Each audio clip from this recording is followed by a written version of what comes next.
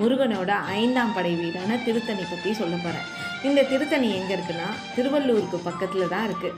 இங்கே இருக்க முருகர் பேர் சுப்பிரமணியன். சூரபத்மனை அழிச்சிட்டு தன்னோட கோபம் தணியத்துக்காக வந்து அமர்ந்த இடம் தான் இந்த திருத்தணிகை மலை. அது மட்டும் இல்லாமல் குறத்தி பெண்ணான வள்ளியையும் கல்யாணம் பண்ணிக்கிட்ட இடம் தான் இந்த திருத்தணிகை மலை. அதனால் இந்த கோவிலுக்கு வந்தால் கண்டிப்பாக திருமணம் ஆகாதவங்களுக்கு கண்டிப்பாக திருமணம் ஆகுங்க.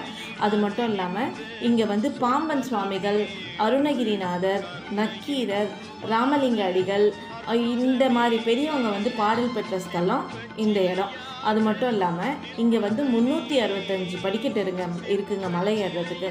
அந்த 365 படிக்கட்டு என்னென்னா ஆண்டோட ஒவ்வொரு நாட்களில் குறிக்கிறதா சொல்லுவாங்க.